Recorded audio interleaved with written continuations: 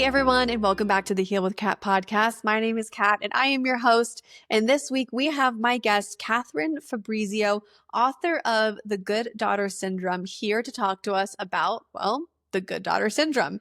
And most of my community here, whether you're a client of FCT or whether you're a listener of the podcast, we're mostly millennial women trying to navigate our everyday lives. And some of you may find yourself in the role of caretaker, parentified child, or even a child of maybe a narcissistic or borderline personality mother. And as always, the Heal with Kat podcast is here to not only give you a wealth of knowledge and wisdom to help you navigate your life, but it's also here to teach you about new things. And I think for a lot of women who feel like they're the good girl or the good daughter, it's a community of women that need more support. And so that's why I'm excited to have Katherine Fabrizio on today. And for many women, the mother-daughter bond is complicated with feelings of guilt and shame and an intrinsic sense of duty. So Katherine's expertise is going to reveal how these dynamics with our mothers often force daughters into the good daughter role. And we talk about how it's different from the good girl role. So we'll get into that. But it's this role where women are always focused on pleasing and never prioritizing their own needs. And this role, while seemingly noble, Katherine says, can lead to anxiety, depression, and a profound loss of self-regard. We talk a lot about individuation and autonomy, which is something I really like to geek out about. By blending clinical knowledge with her own story of breaking free from the expectations of a difficult mother, Katherine Fabrizio offers a unique blend of empathy, expertise, and empowerment that emboldens good daughters to reclaim their lost sense of self and become their own woman. You guys are going to love this episode. As always, get a journal, get a pen, take some notes, and please help me welcome this week's guest, Katherine Fabrizio, to the Heal with Kat podcast. Thanks, guys. All right, everyone, please help me welcome Katherine Fabrizio to the Heal with Kat podcast to talk to us about the good daughter syndrome, which I know many of you are probably intrigued about. So welcome. Thank you. I'm so glad to be here. I'm really curious. You know, we were talking a little bit before we got on air here, and I called it the good girl syndrome. And you said, actually, it's the good daughter syndrome. And I'd love for you to just start off by telling us, what is the difference between the two? Why are they so unique? I should call it at the intersection of good girl conditioning. And the good girl meets or is raised by a difficult mother. So the way that I define it is that the good daughter is the attuned, empathetic, sensitive daughter of a mother who happens to be difficult. Now that's a pretty broad category. She could be narcissistic, borderline, addicted, or have traits thereof, narcissism or borderline, or simply, and in addition to, intergenerational trauma. So over time and throughout development, a daughter becomes attuned and adjusts and adapts to her mother's deficits or impairments, if you want to call it that, over time, such that when she's an adult and it's time for her to pull away and form her own family or her own career, her own ideas to be an adult, you have kind of a mother still clinging, hanging on, critical, intrusive, lack of boundaries. And the daughter ends up having the mother at the center of her emotional life. It's kind of like this last developmental phase. And many times, most of the time, there have been junctures where separation, individuation has been the task, and it hasn't gone well. And I can talk more about that. But a lot of adult daughters it comes to their attention because they just think mom's just being mom. Comes to their attention when they're exhausted from trying to please a mom who can't be pleased, or they're trying to get away and establish their own lives, and mom is clinging and kind of won't let go. So that's kind of a broad brush. It's a great definition, and I know that there's so many people that can relate to that dynamic. Before I start asking all of my questions, I would love for you to share your story, how you got into this work. Like, why does this topic specifically, why has it become your niche, your part of your purpose here? Well, to answer that question, I'd have to time travel. About 35 years ago, I thought I had everything that I wanted. I just graduated from my program and got my degree, got my license. I was married to a perfectly nice man. I had 2 beautiful children, and I was in psychotherapy practice with my psychologist mother. Perfect life, right? One little problem. I was depressed. and I had no idea why. I didn't know what I thought about anything. I would cry at the drop of a hat. I had trouble making decisions. And although I didn't know what I thought, I could tell you in a nanosecond if my mother was okay and okay with me. And that was kind of a driver in my life. She weighed in with parenting, unwanted parenting advice. There were three people in the marriage, me, my husband, and my mother. And I can tell you who got most of the say so was my mother. And I just thought, consciously, I just thought she wanted the best for me. She was a very smart woman and she loved me and cared about me. And so, like a good psychotherapist, I got into psychotherapy to figure this out. Luckily, I got psychotherapy from very psychodynamic folks who were kind of in my realm. Because in those days, boundaries weren't even a thing. If you had used that word, I would not know what you were talking about. I thought, no, me and my mom are just really close. But so through unpacking, I realized that I was just in this oppressive relationship, trying to please her and kind of live out maybe her unlived life. Her background, was riddled with trauma, and I understand a lot more about that now. But I walked into what was a mother-daughter practice, which had been her dream. And I said, Mom, I've got to leave home. I'm leaving the practice. And I think a lot of good daughters will relate to this. When you feel like your heart in your throat and you kind of disassociate and this disembodied voice, sets the boundary. That's really what it was. I couldn't believe the words were coming out of my mouth. It was like I was suspended watching myself say the words. And she lived, the sky did not fall. I would like to say that was a big Hollywood moment and we were just fine here on out. But the truth is, I had to renegotiate this throughout my adult life.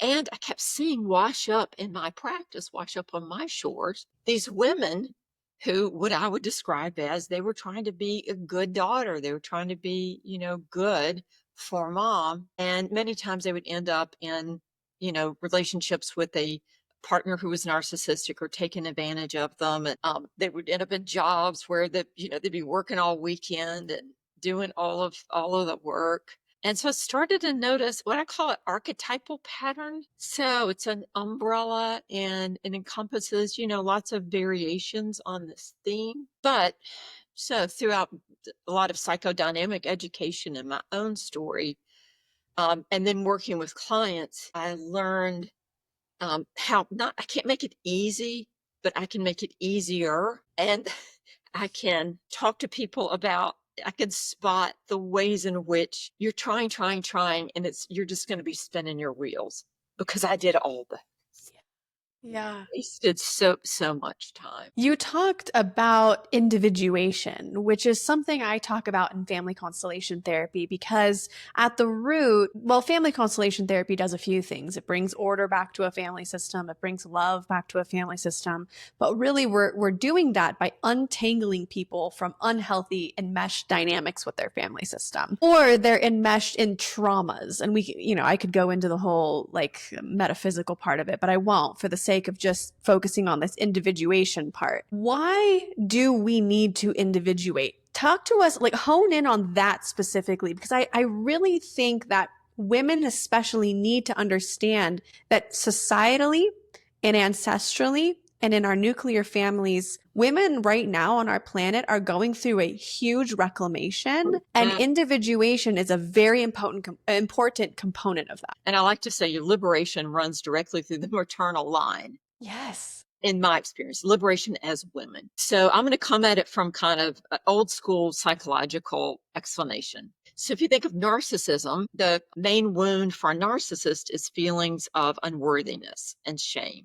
Okay. So a mother has mostly narcissistic defenses will need to be right. Most of the time, she'll need to lord her superiority over her daughter. She doesn't have the resilience to be sorry and offer a genuine apology. So the daughter over time implicitly, as she's adapts, and if you think about children will prop up a parent, even if it sabotages their own needs, and individuating is one of those needs to become our own person.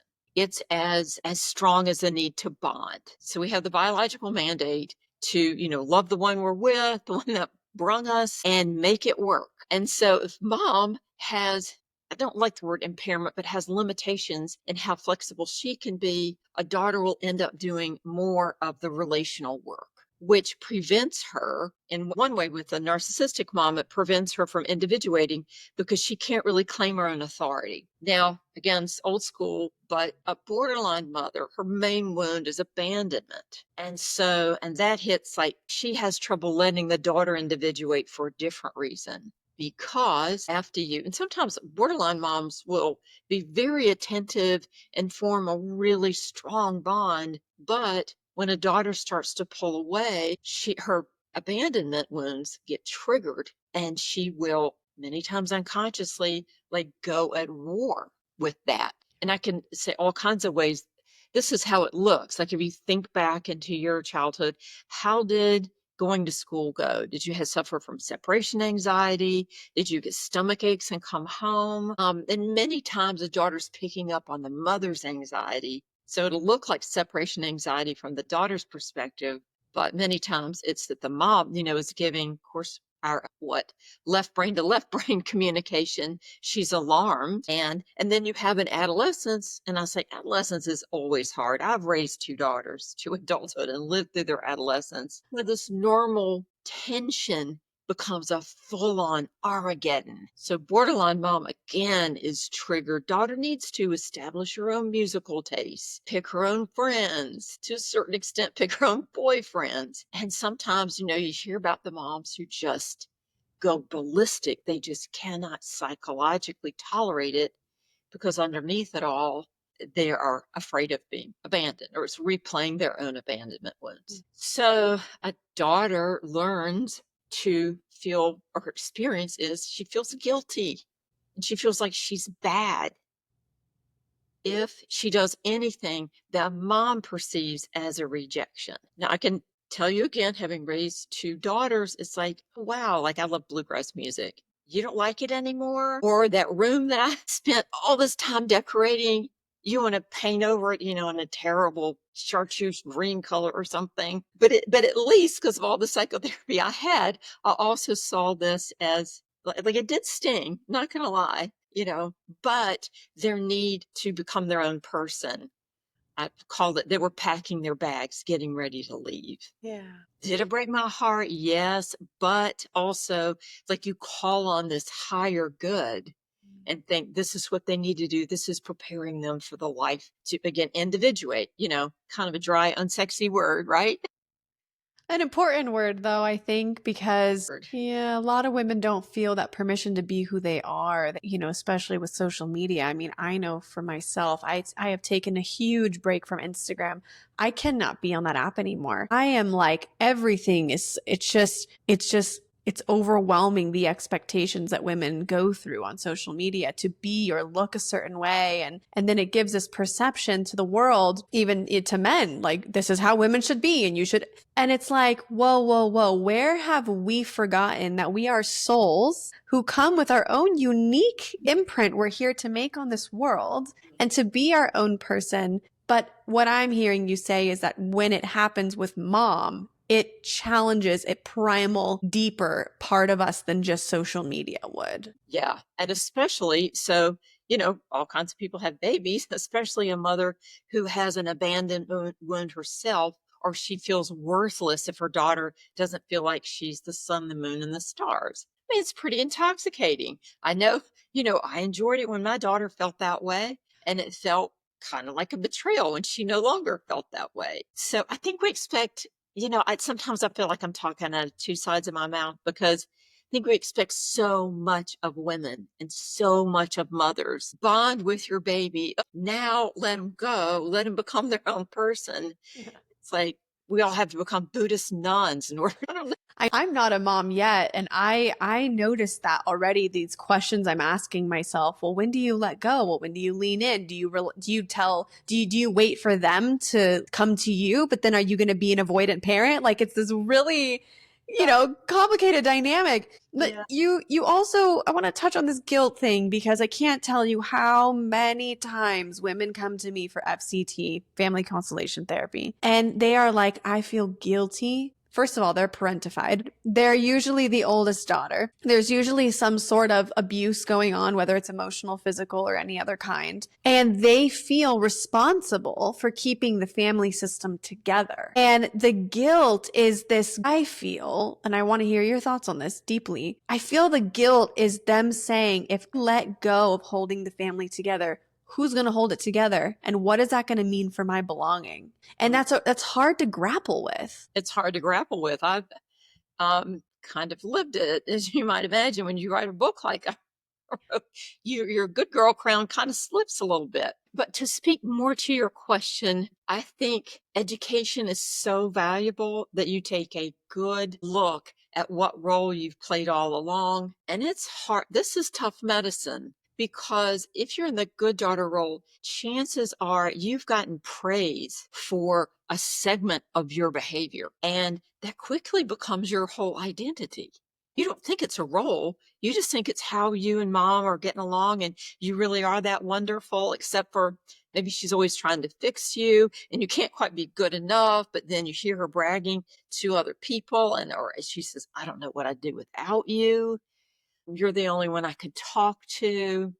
Again, like you mentioned, like the parentification, the inappropriate, the enmeshed, the appropriation. That's a word. Like she takes, like, you are hers, you're her baby doll, you're hers to use as a therapist many times, or be her ally in family fights. So I mean, there's so much. This is really where the tension lies. So I talk about unconscious contracts. You might as well. I say that our survival brain, when we're little, can make a contract or an agreement with mom. I will be responsible for your emotional well-being. So if you take a mom who's easily dysregulated, insecure, easily upset, again, throughout development, daughters learn, don't rock the boat. If I show my feelings, mom gets upset, and this duad doesn't work. They'll be held to pay if I disappoint mom, if I talk back to her, if she knows that I'm texting my best friend and not telling her all my secrets. I mean, it goes on, but it first starts off as just survival. It's pre-verbal.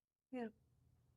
And it sounds like it spills over into other areas of life, this good daughter syndrome. And then, of course, it would. So if that's how you're used to being in a relationship, then why wouldn't it could be a man, it could be a woman, a narcissistic personality comes along and they're like, oh yeah, that's my flavor. I know what to do in this relationship. I put their emotional needs first. I make them look good. I'm great arm candy. I'm polite. Family loves me, or family loves me. So it's a role, slip it on like a pair of bedroom slippers. It just feels comfortable until it doesn't. So, and this is funny because when I first started off in practice, I would get more people come to me who were involved in those kinds of relationships. Then I would touch the mother-daughter stuff and they would go, well, I'm not going to talk about my mother. That was like kind of the last taboo. Or, or people would come to me and say, yeah, the first therapist I saw said my mother was a narcissist. And so I quit that therapist. But now 10 years ago, I see that she, there's some problems there. So yeah, if that's your template, then you're, kind of the girlfriend that always comes through. You end up in unbalanced relationships because you kind of more implicitly, you gravitate towards it. You know your place. You know how to belong. You're the good one. Yeah. The primal part of us that needs our mothers always blows my mind. And I'm just wondering if you can lean into that a little bit and kind of talk us through that. Hey everyone, it's Kat popping in during the episode today to tell you about my free cycle breaker quiz. Do you ever feel like you're the black sheep of your family, or maybe you find yourself stuck in the same family patterns or dynamics over and over again with no relief? Well, what if I told you you could transform that role into something really, really powerful? When you take my cycle breaker quiz, I help you understand the childhood coping tools that are showing up in your adult life today. And by understanding how you show up with your family and the role you play, this can be the portal into understanding the patterns of your lineage. Ready to embrace your role? Go to catdow.com/cyclebreaker to take the quiz or visit the link in the show notes below. Your transformation from black sheep to cycle breaker starts right now. Here are just some thoughts. Usually, mom is a role model, so that's identity, and our major attachment figure. In a more traditional family, she's the one we spend a lot of time with. Pre-verbally, so much of this stuff is laid down. So we're looking in her eyes. Is she okay with what we just did? Do we have our experience mirrored back? But also, if you think about parenting, the empathy, like if my daughter were to fall down and scrape her knee, it's not an intellectual process that I go, oh gosh, are you okay? I know that hurt. No, my knee hurt. Oh, I don't have to think about it, but it's just automatic. I'm, as most mothers are, empathizing with the daughter's experience. Okay, now let's say she comes home from, just one out of many examples, comes home from school. She's a first grader and her best friend shows another person to play with on the playground and she's upset. If I'm a narcissistic mom, I might say, well, you always, you're just selfish. You always have to play what you want to play. No wonder, your friend didn't want to play with you. I mean, talk about it unempathetic, because she has not dealt with that within herself, because she doesn't belong. She has to be superior. She deep down feels a lot of shame and feels like it's her fault. So she's gonna, at every moment we're projecting on, as we're empathizing, we're also projecting to the child. Or you're at a birthday party and your child gets really upset that her best friend gets the doll that she's been wanting. If you're not okay with your own feelings of envy as a mother, you're going to project that. Don't be jealous. That's an ugly emotion. Or you're going to send however you've dealt with or not dealt with those things inside of yourself. So it's over and over and over again. You can't help but mold that other person's nervous system. And that's why a lot of what I talk about is that the implicit ideas are conveyed through a gesture. So from mother to daughter, many times we're communicating, the left brain is linguistic, logical, and, head knowledge. And the right brain's another way to talk about the somatic or unconscious. We're communicating right brain to right brain. So we know in a nanosecond. It's like I knew if I was okay, if mom was okay with me, by the tone of voice. Talk to a good daughter. She's going to know. She picks up the phone within the tone of voice, how that discussion's going to go. So we're picking this stuff up on a somatic level so much all the time throughout development. That's extremely threatening. We may read a blog on boundaries and go, okay, I'm going to set a boundary. And then their implicit brain is, no, danger, danger. You're not going to live through this. And we're like, can't find our words. That's a whole lot of concepts kind of rolled into one. But the idea is that, we're looking in mom's face. We're just picking up all this stuff. And women are socialized to be supportive, to appear one way. And so we can be sarcastic. We can roll an eye, shoulder shrug, just the right look mom can give us. And we know, or I used to know, like I walked in a room and my dress was a little bit too short, a little bit too low, or my tone of voice wasn't, I would know just like that. And husbands, brother, they don't pick it up. I think it's mostly a female thing. Well, I was going to ask, is it possible that the good girl, is it possible that the good daughter syndrome can show up with a father? Yes, I think it translates differently, and I'm not an expert on that. I don't have brothers, I don't have sons. I just know women. Usually a narcissistic, I would say usually is narcissistic dad is more explicit and on the nose. I think it can be just as damaging in a different way. I think women, they're more mixed messages.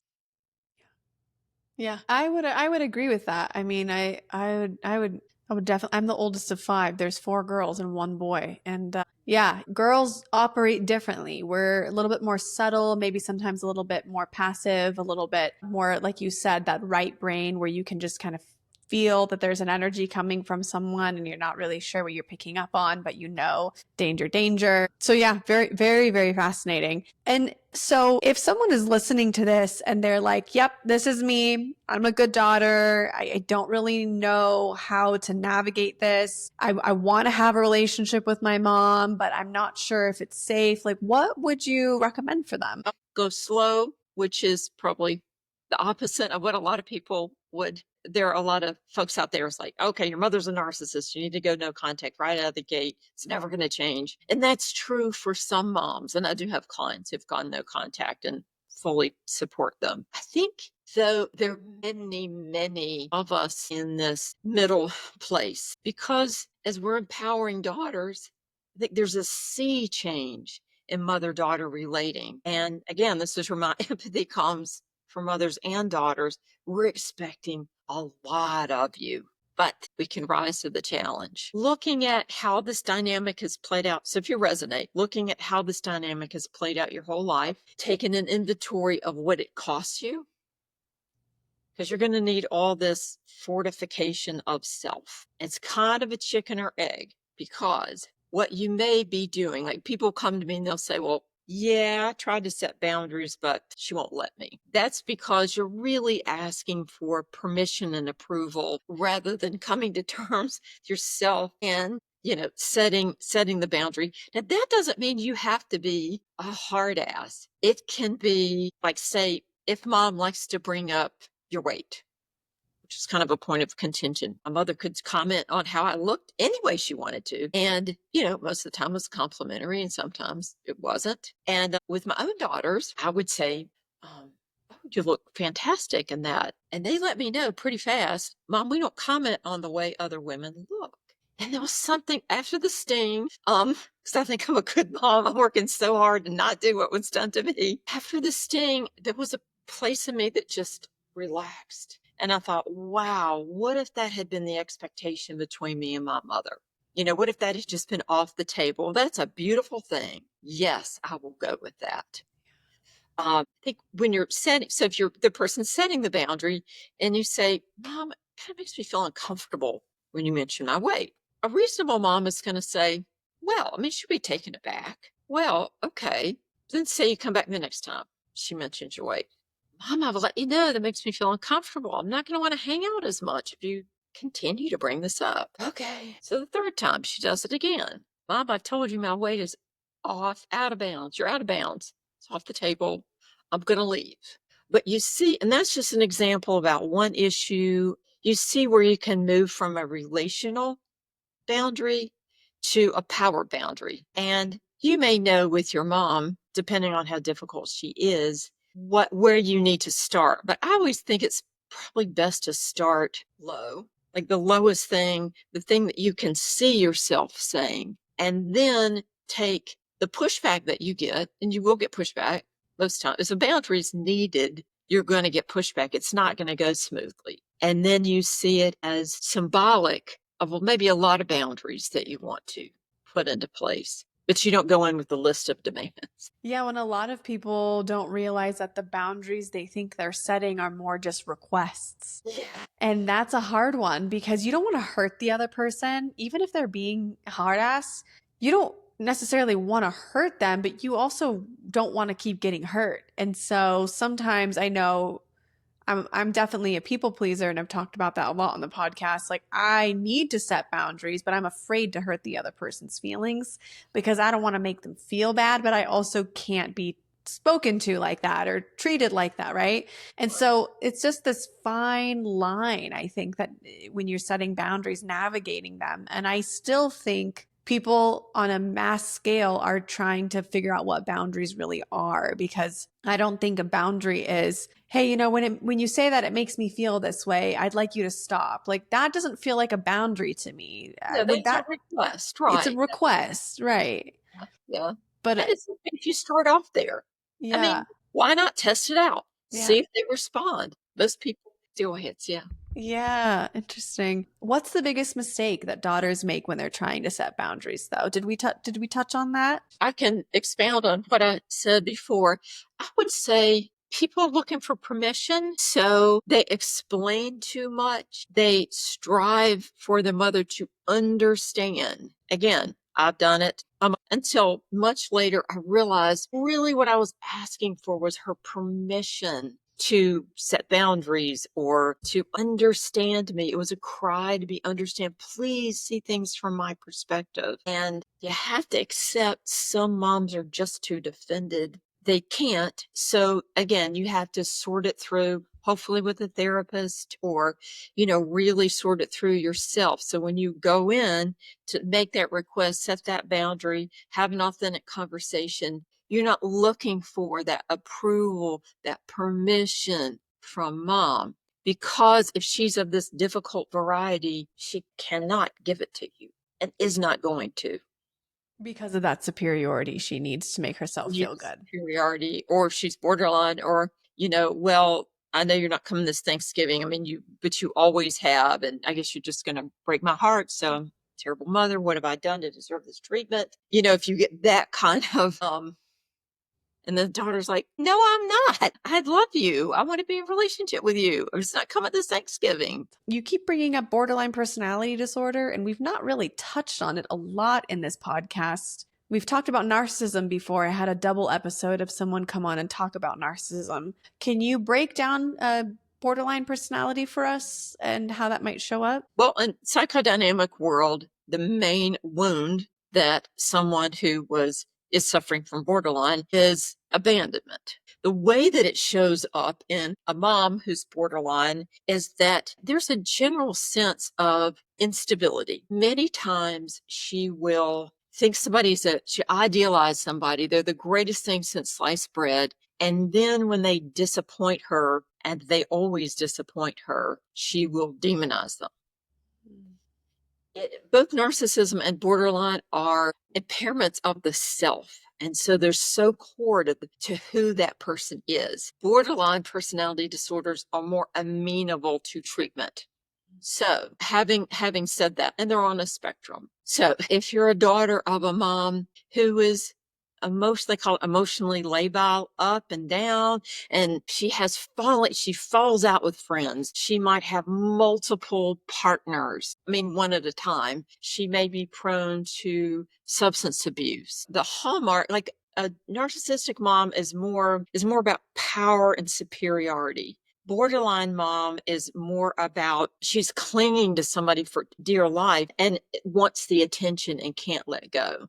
I will say there are daughters who come in and say, my mother's a narcissist. We dig further, and she has really more borderline characteristics. Interesting. So the narcissistic mother is looking for power play, and the borderline mother is looking for the child to fill her abandonment wound and will demonize the child when they can't. So yes, when you're on the other end of that, she may be, when she's feeling close to you, she may just look at you and make you feel like you are wonderful. But then you pull away, which is natural, right? That's your job to grow up. And she is, her face falls. She's horrified. She attributes all kinds of feelings that you actually don't even have. People, as a cultural reference, people will say that Marilyn Monroe was probably borderline. So she's very compelling, or lots of actresses can be incredibly compelling in a way that a narcissist really isn't. I used to work in an alcoholism treatment center, and they would say in triage, whenever you feel like rescuing somebody, check yourself, because there's a good chance they might have borderline personality disorder. So they're very appealing and childlike, and they'll just look at you. But it's dangerous. They'll look at you like you are just wonderful and you are their best friend. But if you disappoint them, they will be furious. It is fascinating. It's like a splitting that happens early on in childhood. Well, I'm thinking of like cultural expectations of motherhood. There's a lot of cultures out there that thrive on that kind of dynamic. There's a lot of, I will say, like, I'm half Lebanese. I've noticed that in Middle Eastern cultures, I've noticed this with some of my Indian clients as well. There's this language of the family system of codependency. And if you establish any kind of independence outside of the family system, you're betraying the family. but it comes from this place of they've been through so much trauma and separation. God forbid the family they go through another trauma of the family splitting up. But it's like this, like I said, this language of the family, this cultural language. How do you navigate that when it's embedded in the culture of somebody and what they grew up in? That is so hard. That is so hard. And I was actually thinking about that. I was talking to somebody the other day and thinking most immigrant families have had to leave, right? They've had to leave. They've had to maybe even shut off a part of themselves. So in their hearts and minds, maybe they have a betrayal. Maybe they in their head that they've pushed to the back, maybe they betrayed. Breaking cycles, no matter what it is, involves discomfort. I do not know a way over that, right? Because if you go with your gut, you're going to perpetuate whatever's happened to you. I mean, that's just natural. It's implicit. So I always try to keep that in mind. And a lot of folks come to me with this. It could be religious, a more fundamentalist religion, tend to see the more patriarchal the culture is. So, of course, the men have the power. And then they say, women, you can't have real world power, but we'll give you all the power you want over your daughter and your daughters in law. Wow, that's a big one. Wow, wow, wow, wow, wow. Wow. I never thought of that. Okay. So daughter wants to break a cycle, and this will get your attention. And so she says, set some boundaries with mom. Mom isn't the big problem. Dad's the problem. He says, you are making my life difficult. Go up. That's your mother. Nobody loves you like your mother. Go make up with your mother and stop making my life difficult. Golden child brother says, I don't want a target on my back. We're used to you taking care of mom. You're mom's best friend. You listen to all mom's complaints about everybody. And of course, I'm painting with a broad brush, but I hear this a lot. So, to break the cycle, the daughter, that's why I say start with something small. You are going to disrupt, there's going to be a seismic earthquake with the extended family if it's really needed. So, yeah, to be grounded within yourself, a supportive community, hopefully a supportive therapist, hopefully a supportive partner, Hmm. because expect a lot of reverberations. So if anybody naively goes into it and says, well, this is a healthy thing to do. I read an article on boundaries. Now, I have all these lists of demands. And by the way, you're a narcissist, mom, and so is dad. And we have a big old dysfunctional family. It's not I, going to go well. it's not going to go well. But also, too, I think what I've learned in my work and, with my family is that you start putting labels on people and it's really a disservice to them because when someone comes to me and they've got a certain personality type, there's a reason for that. There's a damn good reason for it. There's a story behind that personality type that just hasn't been seen or touched yet. And we don't have to caretake for the person that we're looking into. But it is powerful to lean into understanding, especially when I'm working with my clients, to understand what are the stories behind this. Because as you said, developmentally, the reason that generational cycles pass on is because let's just say mom's a narcissist and parentifies their daughter. Well, their daughter becomes extremely avoidant and doesn't want to be narcissistic to their children, so completely pulls the other direction. Then she has children and says, well, my mom's really not present in my life because she's really avoidant. And also, when she does come around, she has a lot of these big demands. It's like, this is how the cycle, everyone is in a reactive place. No one is actually looking at the story behind the person and going, well, that may not be my story, but that's what I inherited.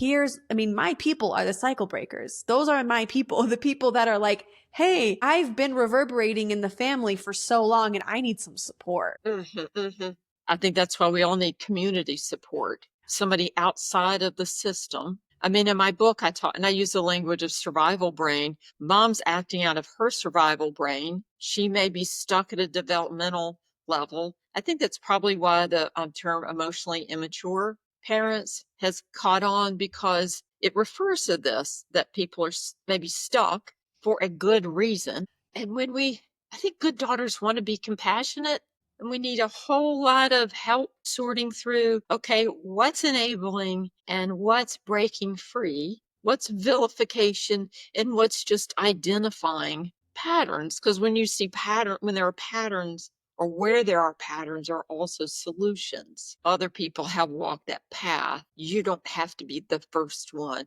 or do it alone. You may be the one in your system and to ally with an equally strong. So evolutionarily, we biologically, we're going to bond, but also in evolution, there's the breaking off. There's the individuating. That's how change happens. And I think we have to get clear this is for everybody's highest good. Even if it doesn't feel like it. Easy to say, very hard to do. But again, I think more and more reason to be fortified, to know what you're up against, to be able to look back. Has this pattern been in play perhaps generations before me? I was a psychologist who wrote Dance of Anger a long Yes. time ago. Harriet Lerner. Yeah. Yeah, I love and she, she wrote about, like, say your mom is very reactive over something, and then inquiring, saying, "Well, how was it between you and grandma? How did you all work out dating?" Or say, like, whatever is a hot button issue, to be curious. To your point, labels are only useful just to a certain extent because we can see patterns, but when they just become static things, they become really hurtful. And also the journey of being a good daughter and breaking away from that, there's a total somatic component in terms of the grief that we go through to break away and come back and break away and navigate the feelings of, I love my mom, but I can't be in a like it's just, and that's why support is so, so, so needed. This is why people need to pick up your book, The Good Daughter Syndrome. They need these resources because it can be a very arduous journey at times. Emotionally, I'm going to go ahead and pardon my French, but it can be a mind fuck sometimes. You're just kind of going in circles of like, what's Yeah. right, what's wrong, or what should I do versus what I think I should. I mean, it's difficult. It's a hard place to be. I like the word conflicted. Like, Yeah. if, and I say to my clients, if it were easy, it would just be obvious Yeah. what to do. But yeah, to deal with what's gotten you through so far and brought you some good stuff, and the guilt, and as you say, the grief. I think when people first learn about it, sometimes they're like, "Okay, I'm so angry," and they go in with their boundaries with anger, or "Mom's such a narcissist, and here's all the reasons why."